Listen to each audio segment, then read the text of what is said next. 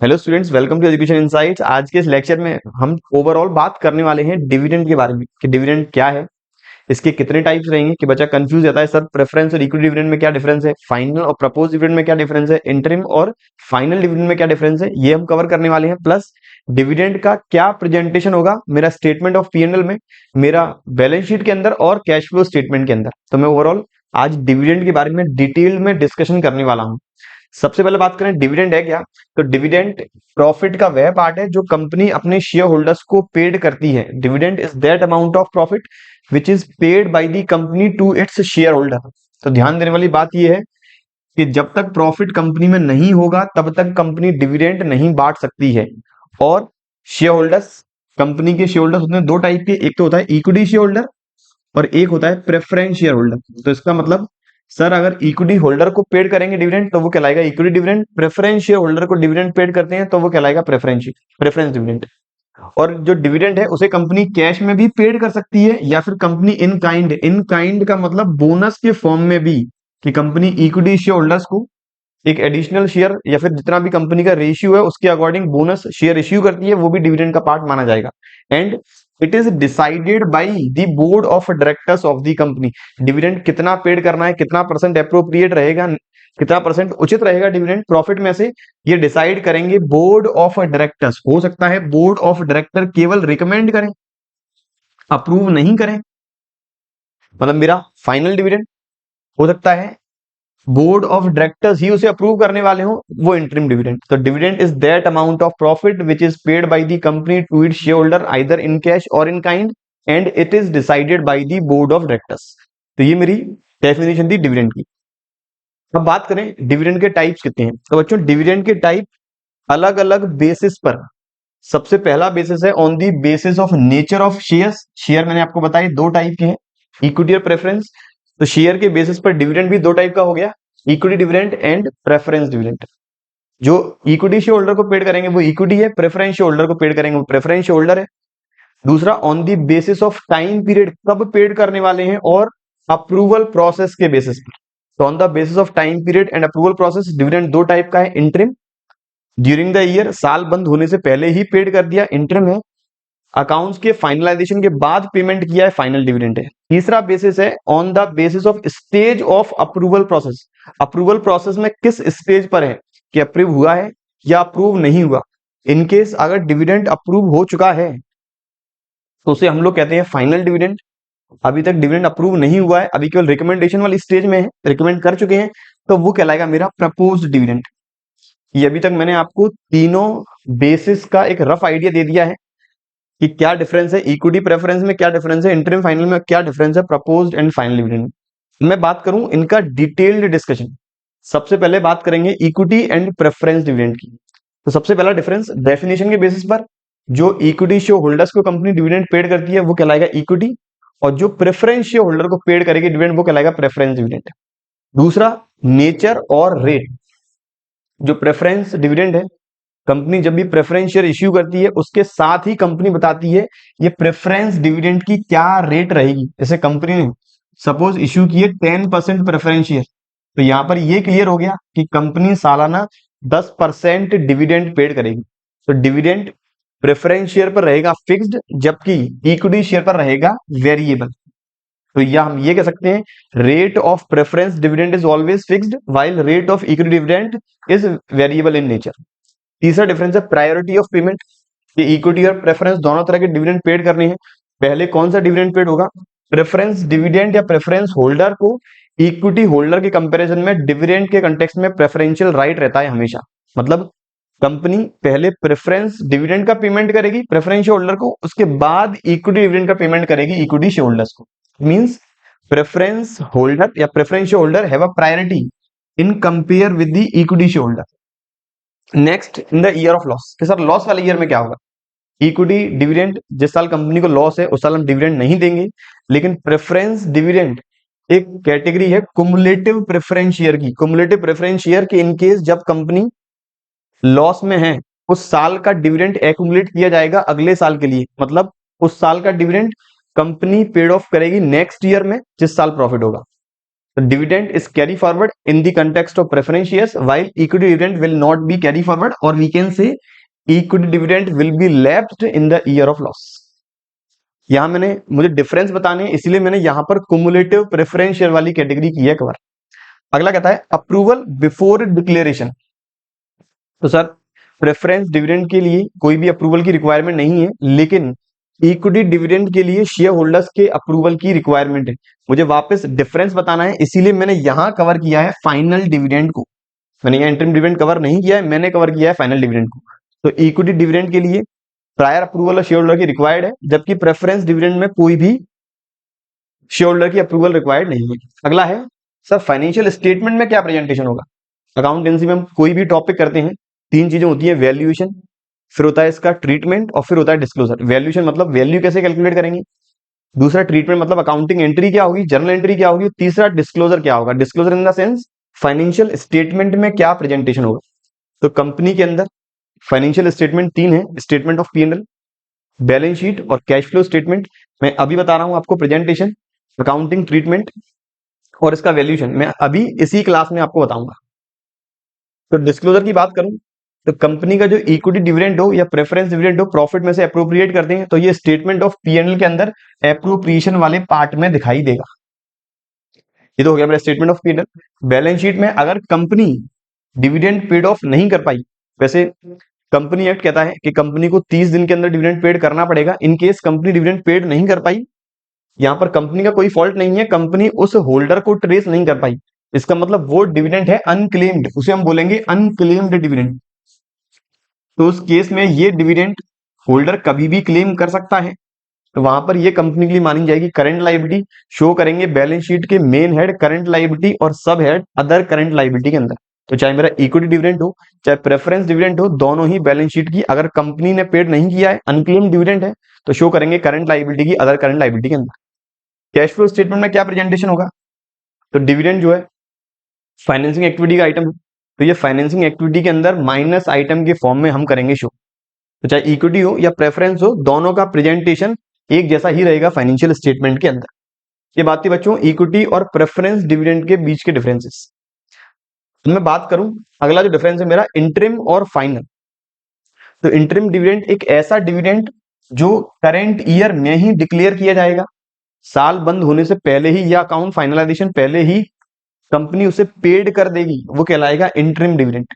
जबकि final dividend ऐसा dividend जो कंपनी डिक्लेयर और पेड करती है अकाउंट्स के फाइनलाइजेशन के बाद या फिर फाइनेंशियल ईयर के क्लोज होने के बाद। दूसरा अनाउंसमेंट, इंटरिम डिविडेंड का अनाउंसमेंट करने का अधिकार राइट जो है वो बोर्ड ऑफ डायरेक्टर्स के पास है। बोर्ड ऑफ डायरेक्टर को कोई भी अप्रूवल की रिक्वायरमेंट नहीं है, वो डायरेक्ट ही इंटरिम डिविडेंड को डिक्लेयर और पेड ऑफ कर सकते हैं। जबकि फाइनल डिविडेंड को रिकमेंड करेंगे केवल और केवल बोर्ड ऑफ डायरेक्टर्स। क्या रिकमेंड करेंगे कि हमारे पास अप्रोप्रिएट प्रॉफिट है, इतना परसेंटेज हम प्रॉफिट डिस्ट्रीब्यूट कर सकते हैं, इतना परसेंटेज प्रॉफिट या डिविडेंड हम डिस्ट्रीब्यूट कर सकते हैं इक्विटी शेयर होल्डर्स को, और फिर होल्डर करेगा approve. It means final dividend is recommend bye the board of directors and approved by the share holders. Next time of declaration, तो मेरा इंटरिम डिविडेंड फाइनेंशियल स्टेटमेंट बनने से पहले डिक्लेयर होगा, और जबकि मेरा फाइनल डिविडेंड है फाइनेंशियल स्टेटमेंट बनने के बाद डिक्लेयर होगा। नंबर नेक्स्ट रिवोकेशन, कि क्या हम डिविडेंड को एक बार अप्रूव हो गया या फिर बोर्ड ऑफ डायरेक्टर्स ने अप्रूव कर दिया, क्या उसे कैंसिल किया जा सकता है। तो यहां पर बोर्ड ऑफ डायरेक्टर्स ने अप्रूव किया था तो शेयर होल्डर्स बिल्कुल इसे रिवोक कर सकते हैं, लेकिन यहां पर शेयर होल्डर्स नहीं अप्रूव किया है तो इसलिए इसको रिवोक नहीं किया जा सकता। नंबर नेक्स्ट डिफरेंस है प्रोविजन इन दी आर्टिकल्स। जो अपना इंटरिम डिविडेंड है ये केवल तब ही डिक्लेयर किया जा सकता है जब अपने आर्टिकल ऑफ एसोसिएशन में परमिशन दी गई है, अदरवाइज फाइनल डिविडेंड को ऐसी कोई भी रिक्वायरमेंट नहीं है। नेक्स्ट प्रेजेंटेशन क्या रहेगा बैलेंस शीट के अंदर या फाइनेंशियल स्टेटमेंट में, तो प्रेजेंटेशन सेम वही है। स्टेटमेंट ऑफ P&L के अंदर अप्रोप्रिएशन में, बैलेंस शीट के अंदर करंट लायबिलिटी की अदर करंट लायबिलिटी में, और कैश फ्लो के अंदर मेरा फाइनेंसिंग एक्टिविटी में माइनस आइटम के फॉर्म में।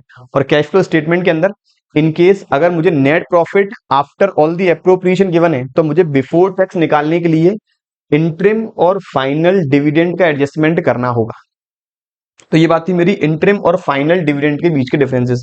मैं वापस एक बार रिपीट कर रहा हूं, अकाउंटिंग में तीन चीजें हैं, ट्रीटमेंट, वैल्यूएशन, डिस्क्लोजर। मैंने डिस्क्लोजर वाला पार्ट चाहे इक्विटी हो या प्रेफरेंस हो, इंटरिम हो या फाइनल हो, वो कंप्लीट कर दिया है। अभी मैंने वैल्यूएशन और ट्रीटमेंट नहीं बताया वो मैं इस ही क्लास में डिस्कस करूंगा, लेकिन पहले मेरा तीसरा डिफरेंस और कंसिडर कर लें। तीसरा फेज या तीसरा बेसिस प्रपोज डिविडेंड और फाइनल डिविडेंड के बीच का डिफरेंसेस। तो पहला, प्रपोज डिविडेंड एक ऐसा डिविडेंड है जो अभी तक अप्रूव नहीं हुआ है या फिर बोर्ड ऑफ डायरेक्टर्स रिकमेंड कर चुके हैं, शेयर होल्डर्स की अप्रूवल पेंडिंग है। तो शेयर होल्डर्स की अप्रूवल की पेंडिंग, शेयर होल्डर के अप्रूवल से पहले जो डिविडेंड है वो माना जाएगा प्रपोज्ड। जैसे ही शेयर होल्डर उस डिविडेंड को कर देंगे अप्रूव, जैसे ही इसे अप्रूवल मिल जाएगा वो कहलाएगा फाइनल डिविडेंड। तो एक ऐसा डिविडेंड जो साल बंद होने के बाद बोर्ड ऑफ डायरेक्टर्स ने किया रिकमेंड लेकिन अभी तक अप्रूव नहीं हुआ है, तब तक माना जाएगा प्रपोज्ड। जैसे ही शेयर होल्डर्स उसे कर देंगे अप्रूव, वो माना जाएगा फाइनल। दूसरा, नेचर क्या है? तो ये प्रपोज डिविडेंड जो है वो अकाउंटिंग स्टैंडर्ड 4 के अकॉर्डिंग एक्चुअल लाइबिलिटी नहीं है, क्योंकि एक्चुअल लाइबिलिटी तब अराइज होती है जब ये अप्रूव्ड कर दी गई है शेयर होल्डर्स के द्वारा। जो किसी कंटिजेंसी पर डिपेंड है वो केवल कंटिजेंट लाइबिलिटी कहलाती है। जो प्रपोज डिविडेंड है, बोर्ड ऑफ डायरेक्टर्स ने रिकमेंड किया है शेयर होल्डर्स को, अगर शेयर होल्डर्स अप्रूव करते हैं, अगर ऐसा होता है तब ये लाइबिलिटी मानी जाएगी, अदरवाइज लाइबिलिटी नहीं मानी जाएगी। तो एक ऑब्लिगेशन, प्रोबेबल ऑब्लिगेशन है, कंटिजेंट लाइबिलिटी है जो हम कहीं भी शो नहीं करते हैं फाइनेंशियल स्टेटमेंट के अंदर, जबकि फाइनल डिविडेंड एक्चुअल लाइबिलिटी है कंपनी की। Nature, proposed dividend is a contingent liability because it is recommended by the holders, it is recommended by the board of directors only, it is not approved till yet, while final dividend is approved by the shareholders, so it will be treated as actual liability। और इसका payment board of directors को company को 30 दिन के अंदर करना होगा, otherwise company पर इंटरेस्ट की पेनल्टी का प्रावधान है। Number next recognition. रिकॉग्निशन मतलब क्या रिकॉर्ड करेंगे या नहीं करेंगे। तो ये वाली कंटिजेंट लाइबिलिटी है, रिकॉग्नाइज नहीं करेंगे बुक्स ऑफ अकाउंट्स के अंदर, जबकि मेरी जो फाइनल डिविडेंड है इसे हम रिकॉग्नाइज करेंगे क्योंकि ये एक्चुअल लाइबिलिटी है, अप्रूव्ड हो चुकी है। नंबर नेक्स्ट डिफरेंस, क्या प्रेजेंटेशन रहेगा फाइनेंशियल स्टेटमेंट के अंदर। तो अभी तक मैंने पिछले वाले में इक्विटी प्रेफरेंस डिविडेंड में देखा वहां प्रेजेंटेशन सेम था, मैंने फिर इससे पहले इंटरिम और फाइनल डिविडेंड में देखा प्रेजेंटेशन सेम था, लेकिन यहाँ पर प्रेजेंटेशन सेम नहीं। प्रपोज डिविडेंड कंटिजेंट लाइबिलिटी है और जो हम हमेशा ही फुट नोट के फॉर्म में दिखाएंगे as per the full disclosure concept, as per the full disclosure concept. ये हम केवल दिखाएंगे फुट नोट के अंदर, बैलेंस शीट के अंदर शो नहीं करेंगे, ये आएगा फुट नोट क्योंकि बैलेंस शीट के नीचे दिखाई देता है। क्योंकि फाइनल डिविडेंड जो है प्रेजेंटेशन सेम वही रहेगा, स्टेटमेंट ऑफ पी&एल में अप्रोप्रिएशन के अंदर बैलेंस शीट में करंट लायबिलिटी हेड की अदर करंट लायबिलिटी सब हेड, और कैश फ्लो स्टेटमेंट में फाइनेंसिंग एक्टिविटी में माइनस आइटम के फॉर्म। ये बात थी प्रपोज्ड और फाइनल डिविडेंड के बीच के डिफरेंसेस। उम्मीद करता हूं सारे डिफरेंसेस चाहे प्रपोज्ड फाइनल हो, इंटरिम फाइनल हो या फिर इक्विटी प्रेफरेंस हो वो समझ में आ चुका है। इनके समझ में नहीं आए तो आप लोग कमेंट जरूर करें, मैं आपकी क्वेरी का रिजॉल्व, क्वेरी का सॉल्यूशन बहुत जल्द करने की कोशिश करूंगा। ये बात थी ओवरऑल डिविडेंड की डेफिनेशन और डिविडेंड के टाइप्स को लेकर। अब बात करें अपना वैल्यूएशन और अकाउंटिंग ट्रीटमेंट की। डिस्क्लोजर मैंने आपको बता दिया, डिस्क्लोजर मींस प्रेजेंटेशन क्या होगा फाइनेंशियल स्टेटमेंट के अंदर। तो बात करें वैल्यूएशन की, मतलब वैल्यू कैसे करते हैं। तो हमेशा डिविडेंड की जो वैल्यू हमें करनी है वो पेड अप कैपिटल के अकॉर्डिंग किया जाएगा। जितनी पेड अप कैपिटल है उसमें मल्टीप्लाई करेंगे, जितना डिविडेंड, अगर प्रेफरेंस डिविडेंड है फिक्स रहेगा और इक्विटी डिविडेंड है वो रहेगा वेरिएबल। तो जितनी भी पेड अप कैपिटल रहेगी उसके अकॉर्डिंग हमें डिविडेंड का अमाउंट निकालना होगा। जैसे मैंने यहाँ पर एक एग्जाम्पल भी लिया हुआ है, कंपनी की 31 मार्च 2015 तक इक्विटी शेयर कैपिटल थी 12 लाख, 31 मार्च 2016 तक इक्विटी शेयर कैपिटल 15 लाख है। पिछले साल तक 12 लाख थी, इस साल हमने 3 लाख के शेयर और इश्यू किए तो अब कैपिटल हो गई है 15 लाख। फर्दर कहता है 10% प्रेफरेंस शेयर कैपिटल, तो इनका डिविडेंड फिक्स्ड है, 10% रेट है, ओपनिंग और क्लोजिंग सेम है 4-4 लाख। इसके बाद स्टेटमेंट ऑफ पी&एल, कंपनी का लास्ट ईयर तक का रिटेन अर्निंग था 2 लाख, करंट ईयर तक का रिटेन अर्निंग है 3.5 लाख। इसका मतलब कंपनी ने करंट ईयर में कुछ 1.5 लाख रुपए का एक्स्ट्रा प्रॉफिट और कमाया है। प्रपोज डिविडेंड जो लास्ट ईयर तक रेट थी 8%, करंट ईयर वाले में रेट है 10%। फिर कहता है इंटरिम डिविडेंड जो रेट है दोनों ईयर में 7%। तो सबसे पहले बात करूं प्रेफरेंस डिविडेंड की, वैल्यूएशन की बात कर लें तो हमेशा डिविडेंड का अमाउंट इस कैपिटल से कंपेयर किया जाता है, हमेशा ही डिविडेंड का अमाउंट पेड अप कैपिटल से कंपेयर करेंगे। तो मेरा 4 लाख की प्रेफरेंस शेयर कैपिटल है, डिविडेंड की रेट 10% है, तो 4 लाख का 10% मेरा 40,000 रुपए आ जाएगा प्रेफरेंस डिविडेंड। कभी भी प्रॉफिट के अकॉर्डिंग डिविडेंड की कैलकुलेशन नहीं होगी, तो मेरा प्रेफरेंस डिविडेंड आ जाएगा 4 लाख का 10% मतलब 40,000 रुपए। अब बात करें इक्विटी डिविडेंड की, तो कंपनी ने इस साल 3 लाख के शेयर और इश्यू किए हैं, और नीचे कहता है assuming that equity shares are issued on 31st March 2016 at 10% premium. Company ने जो 3 लाख की फेस वैल्यू वाले शेयर इश्यू किए हैं, साल के आखिरी दिन इश्यू किए हैं, वो भी 10% प्रीमियम पे।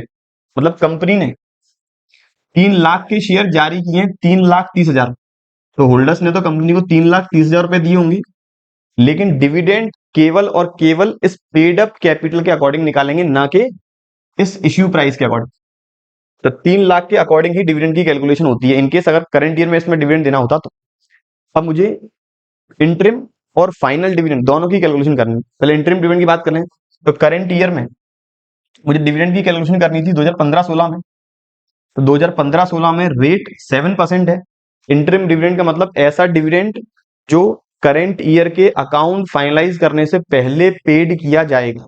यहां पर बच्चे का क्वेश्चन ये आता है कि सर प्रॉफिट का कैलकुलेशन साल के आखिरी में होगा, तो बोर्ड ऑफ डायरेक्टर्स ये कैसे एनालाइज कर लेंगे कि हमें डिविडेंड साल के बीच में ही बांट सकते हैं। तो बच्चों कंपनी की जो रिपोर्ट्स हैं, कंपनी की जो फाइनेंशियल रिपोर्ट्स हैं, वो कंपनी बनाती है क्वार्टरली, 3 महीने में बार। तो बोर्ड ऑफ डायरेक्टर्स वहां से एनालाइज कर सकते हैं कि कंपनी के पास 3 महीने में प्रॉफिट है और उस प्रॉफिट में से डिविडेंड दिया जा सकता है। तो यहाँ पर कंपनी के इंटरिम डिविडेंड करंट ईयर 2015-16 में 7% डिक्लेयर किया है। कंपनी की पूरे साल में फेस वैल्यू रही है 12 लाख। 3 लाख के तो साल के आखिरी में इश्यू किए गए हैं। साल के आखिरी में जो शेयर इश्यू किए उस पर कंपनी डिविडेंड पेड नहीं करेगी, कंपनी डिविडेंड केवल पेड करेगी 12 लाख का 7%। तो ये मेरा आएगा 84,000 मेरा इंटरिम डिविडेंड। ये मेरा आएगा इंटरिम डिविडेंड। इनकेस अगर 3 लाख के शेयर साल के पहले दिन इश्यू किए होते तो फिर मैं 15 लाख पे निकालता, 15 लाख का 7%, 1,05,000 रुपए डिविडेंड। अब मैं बात करूं प्रपोज डिविडेंड की। पिछले साल का जो प्रपोज डिविडेंड है 8%। पिछले साल 2014-15 में फाइनलाइज हुआ कि हम 8% डिविडेंड दे सकते हैं। बोर्ड ऑफ डायरेक्टर्स ने रिकमेंड किया करंट ईयर में। अब करंट ईयर 2015-16 में इस डिविडेंड को ही अप्रूव किया जाएगा। करंट ईयर 2015-16 में इस 8% वाले डिविडेंड को ही अप्रूव करेंगे। तो 12 लाख का 8% मेरा वो डिविडेंड आ जाएगा 96,000। तो मेरा फाइनल डिविडेंड आएगा करंट ईयर में 96,000। तो डिविडेंड की हमेशा जो वैल्यू हम करेंगे फेस वैल्यू के अकॉर्डिंग, पेड अप वैल्यू के अकॉर्डिंग करेंगे, पेड अप कैपिटल के अकॉर्डिंग करेंगे, ना कि प्रॉफिट के अकॉर्डिंग कि सर मुझे क्या 3.5 लाख का 7% या 10% निकालना है, क्या 2 लाख का 7 या 10% निकालना है, तो उसका हम कंसिडरेशन नहीं करेंगे। हमेशा डिविडेंड का वैल्यूएशन जो होगा वो रहेगा पेड अप कैपिटल के अकॉर्डिंग। ये बात थी किस तरह से मुझे वैल्यूएशन करना है। अब बात करें अकाउंटिंग ट्रीटमेंट की, मतलब जर्नल एंट्री क्या होगी डिविडेंड की। तो कंपनी सबसे पहले डिविडेंड करती है डिक्लेयर। अगर फाइनल डिविडेंड है तो पहले रिकमेंड होगा, अप्रूव करेंगे। इंटरिम डिविडेंड है तो डायरेक्ट जो बोर्ड ऑफ डायरेक्टर्स है वो उसे अप्रूव कर देंगे, डिक्लेयर कर देंगे। तो जिस दिन डिविडेंड डिक्लेयर किया जाता है उस दिन एंट्री होगी dividend account DR to dividend payable, या फिर हम retained earning account DR to dividend payable भी कर सकते हैं। ये कंपनी ने डिविडेंड डिक्लेयर किया, नॉमिनल नेचर है, और ये डिविडेंड पेबल, यहां से मेरी लाइबिलिटी आ गई। अब कंपनी को इस डिविडेंड को एप्रोप्रिएट करना पड़ेगा स्टेटमेंट ऑफ पीएनएल से, और इस डिविडेंड पेबल का पेमेंट करेंगे जैसे जैसे होल्डर क्लेम करते हुए जाएंगे। तो कंपनी ने इस डिविडेंड को एप्रोप्रिएट किया स्टेटमेंट ऑफ पीएनएल से, एंट्री हुई statement of PNL account DR to dividend, और डिविडेंड पेबल का किया payment dividend payable account debit to bank. अब चाहे इक्विटी डिविडेंड हो, प्रेफरेंस डिविडेंड हो, फाइनल डिविडेंड हो, इंटरिम डिविडेंड हो, एंट्री हमेशा सेम यही रहेगी। ड्यू करने की, डिविडेंड डिक्लेयर करने की, dividend account debit to dividend payable, payment करने की dividend payable account debit to bank, और डिविडेंड को एप्रोप्रिएट करने की statement of PNL account debit to dividend. वापस एक बार रिपीट करता हूं, कंपनी डिविडेंड को 30 दिन के अंदर कंपनी को पेमेंट करना होगा, अदरवाइज कंपनी को पेनल्टी इंटरेस्ट, कंपनी को इंटरेस्ट का पेमेंट करना पड़ेगा होल्डर्स को। और इन केस अगर कंपनी का कोई डिफॉल्ट नहीं है तो कंपनी को उतने अमाउंट का डिविडेंड दिखाना होगा बैलेंस शीट के अंदर करंट लाइबिलिटी की, अदर करंट लाइबिलिटी सब हेडिंग के अंदर। ये बात थी डिविडेंड का वैल्यूएशन, डिविडेंड का प्रेजेंटेशन और डिविडेंड का अकाउंटिंग ट्रीटमेंट। उम्मीद करता हूं सारी बातें समझ में आ चुकी हैं, चाहे किसी भी डिविडेंड के टाइप से रिलेटेड हो, डिविडेंड की डेफिनेशन से रिलेटेड हो, या डिविडेंड का वैल्यूएशन से रिलेटेड हो। अगर वीडियो पसंद आए लाइक जरूर करें, अपने फ्रेंड्स के साथ शेयर जरूर करें। इनकेस कोई क्वेरी आपकी है तो आप कमेंट जरूर करें, मैं आपके प्रॉब्लम को सॉल्व करने की कोशिश जल्द से जल्द करूंगा। ऐसे ही रिलेटेड टॉपिक डिस्कस करेंगे अपने अगले लेक्चर्स में। तब तक पढ़ते रहिए और बने रहिए हमारे यूट्यूब चैनल के साथ। Thank you.